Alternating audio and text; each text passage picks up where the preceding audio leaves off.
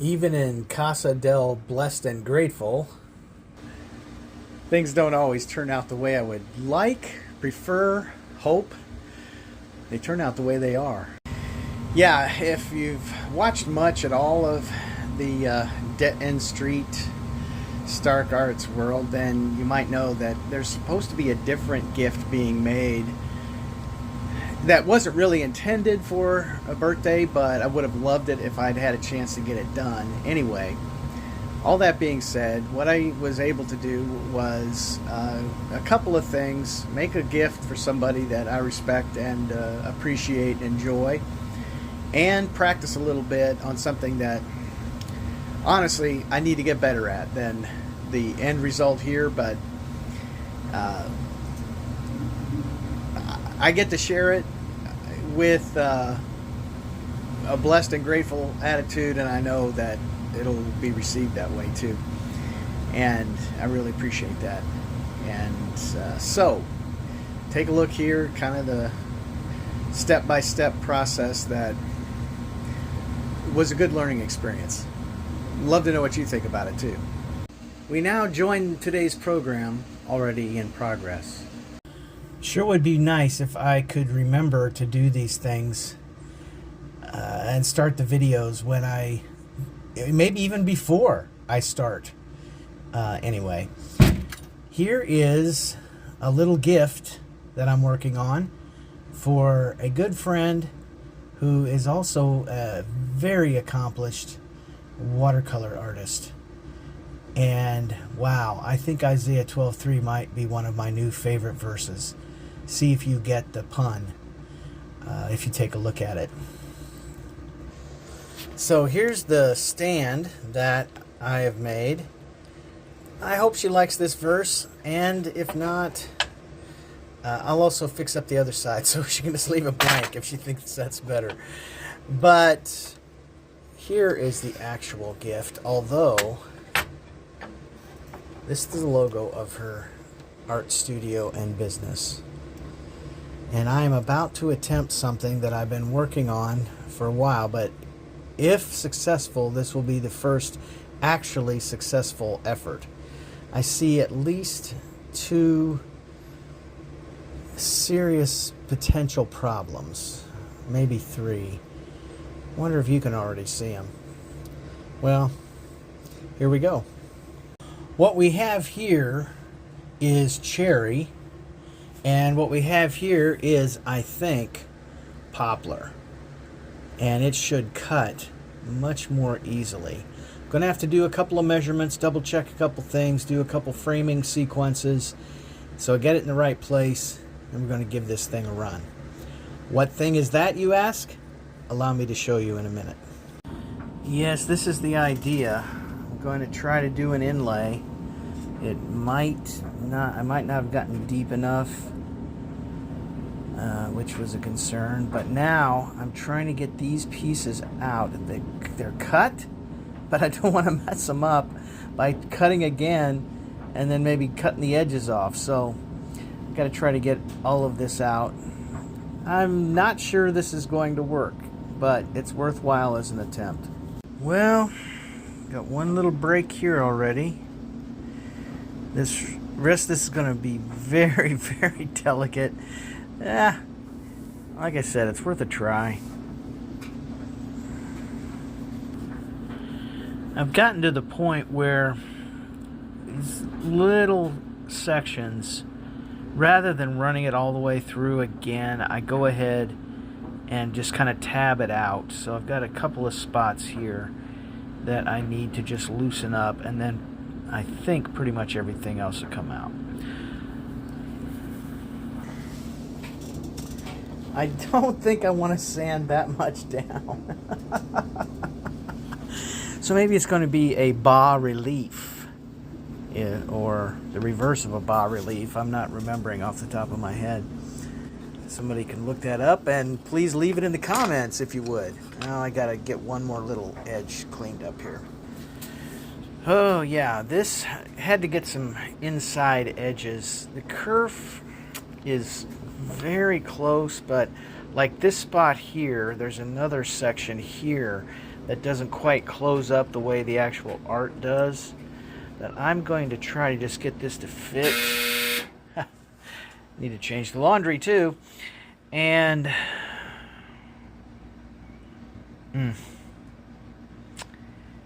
yeah, it'd be good if I had thinner stuff so that it wasn't standing up so high. But I'm going to go with what I've got here. Because it would be kind of cool because it kind of makes a shadow depending on the light. So it's really almost more than a 3D effect. Not to go quantum or anything. Let's see if I can get these fitted in decently.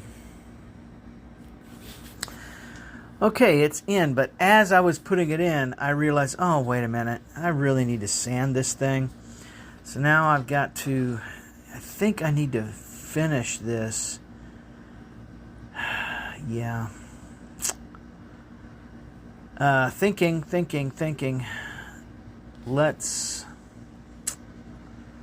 I'll come back. I kind of like it. I do kind of like it. Need to see where the stand is. I got to get that. I did just realize the only thing is that these letters sticking out may actually cover up the scripture at the bottom. Let's see.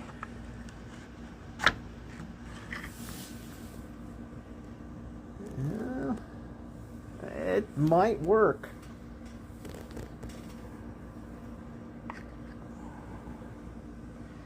It might work. Oh boy, now to get these poplar pieces out without destroying them and sanding all of this down so I can seal it, and then yeah, redoing some of that. Okay. All the pieces are out and nothing terribly broken. For anyone interested in the actual function or operation of this stuff, a couple of things to point out. One, the kerf can't handle every little thing. So there's a little crack at the top there because as precise as these lasers are, there's going to be sometimes where the wood just is weaker or whatever.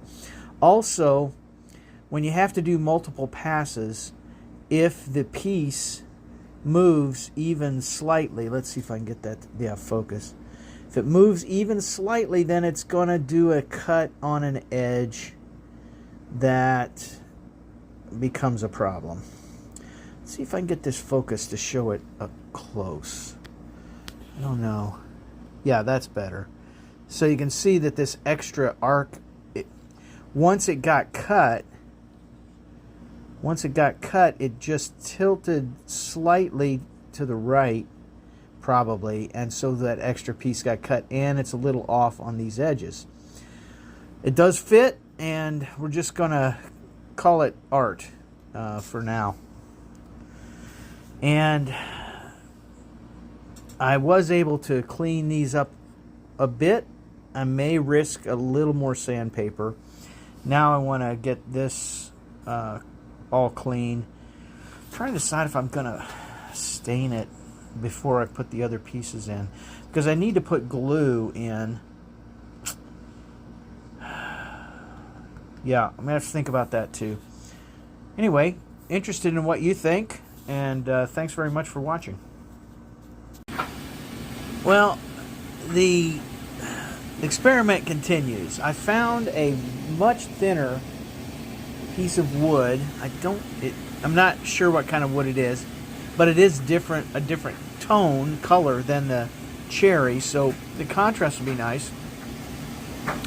And it should fit all the way down in. Now, here's something else I'm discovering. When these letters are cut, can I get it to focus? When these letters are cut, the tops have the soot, the burn on it. So I'm going to try a reverse. Turn the letters upside or over so they're running backwards, and I got to think this through. Yeah, I think I just realized what I was doing is going to be a mistake. Oh boy. Yeah, that would have been a bummer. This is actually an offcut from another project. Man, I don't know if how long you've been watching these videos, if you have, but this is way back. This is from the prank bank, the exploding bank, way back in the day. Hey, if you want, please look it up. Prank bank. And if I had cut up backwards with the wooden piece right side up, then this would have been the side that had the letter straight, and that would not have been good. So let's try it like this now that it's turned upside down. I hope I'm not crazy. Let's see if I'm right. This piece just wasn't going to be suitable. It's too much on that interior cut line. So I found another thin-ish piece of wood that is a highly contrasting color, and I'm going to try it both ways here, forward and back. Let's see how that turns out. I'm learning a lot. I don't know if it's interesting to watch, but I'm learning an awful lot. Okay, so here's the piece, and I think it's in place, although it looks like it's slightly crooked. Maybe it's a little bit crooked. I'll have to do the framing and see how it's setting up. Let's try it. And we should get two versions out of this to use the best one, hopefully. The upshot of this is I keep finding a way to not quite doing it right. But let's see how this one turns out. Alright, this reverse kind of worked. I've got there's a couple little spots where I've had to get the tab, not like 3D printing where you intentionally have a tab. This is just kind of the way the wood responds to the laser. But I think that's going to clean up maybe better. And I think it's about the right depth. Let's see here. Yeah, let's see how that goes. Oh, that's interesting. One of the pieces is gone. The base is sanded, so it's possible I could go ahead and glue it and then sand the infill. Yeah, this is a nice color contrast too, especially when I put some lemon oil on it. I think it'll be just right.